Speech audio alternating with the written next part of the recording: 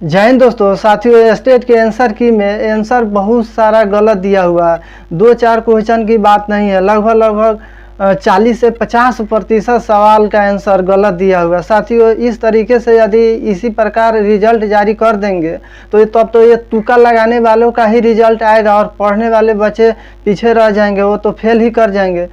साथियों, सवाल बहुत सारे हैं, लेकिन संसाधन की कमी की वजह से हम कुछ ही सवाल आपके पास रख रहे हैं। साथियों, सवाल देखिए, क्वेश्चन नंबर 81 है, चिपको आंदोलन का मुख्य उद्देश्य क्या था। साथियों, इसका ऑप्शन ए में है वृक्ष को बचाना, बी में है वनों की कटाई, सी है सिंचाई और डी है साक्षरता। साथियों, इसका आंसर जिन्होंने जारी किया है तो इसमें साक्षरता कर दिया है। साथियों, इसी तरह और भी सवाल है।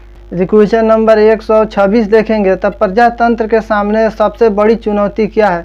तो इसका ऑप्शन आप यदि चारों देखेंगे तो आपको इसमें तो चारों ऑप्शन उपयुक्त होगा, क्योंकि एक में है कट्टरवाद, बी में है जातिवाद और सी में है क्षेत्रवाद। इसका आंसर इन्होंने जारी किया है कट्टरवाद, केवल कट्टरवाद।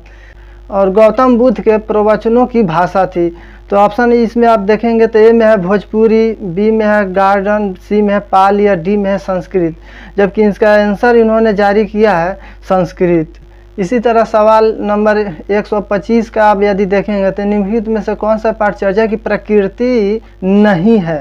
तो इसमें आप इसका आंसर देखेंगे तो इन्होंने दिया है सक्रिय, जबकि सरासर गलत है इसमें, क्योंकि सी में रूढ़िवादी दिया हुआ है। इसी तरीके से बहुत से सवाल है। साथियों, मैं शिक्षा मंत्री जी से विनती करता हूं कि आप इस पर संज्ञान लीजिए और किसी भी तरीके से इसको ठीक करके दीजिए, क्योंकि धोखेबाज लोगों का रिजल्ट आ जाएगा और हम लोग पढ़े हुए बच्चे, मेहनत किए हुए बच्चे पिछड़ जाएंगे। ये लोग केवल बच्चों के साथ मानसिक रूप से प्रताड़ित कर रहे हैं। साथियों, इस मामले में अफवाह का बाजार भी बहुत गर्म है। कॉल करके 20,000 50,000 ना जाने कितने कितने रुपया मांगी जा रही है नंबर बढ़ाने के लिए। आप लोग इस सब चीज़ों से बचिए। स्वास्थ्य संबंधी कारणों की वजह से मैं अपडेट नहीं दे पा रहा था, आप आवाज़ से समझ सकते हैं। साथियों, इसी तरीके से बहुत से सवाल हैं, लेकिन संसाधन की कमी की वजह से मैं बहुत से सवाल नहीं दिखा पाया।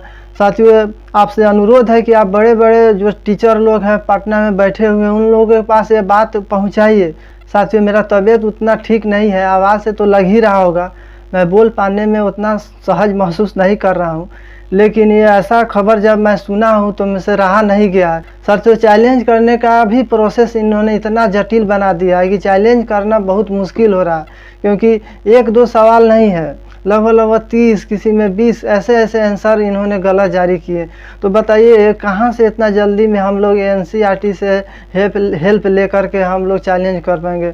और रही बात सीमा रेखा की, तो 4 बजे शाम तक ही रखे हैं। तो मैं आप लोग से अनुरोध कर रहे हैं कि जो भी मीडियागण है और पत्रकार बंधु हैं, आप लोग हम लोग का हेल्प कीजिए, क्योंकि हम लोग के साथ बहुत ही अन्याय हो रहा है।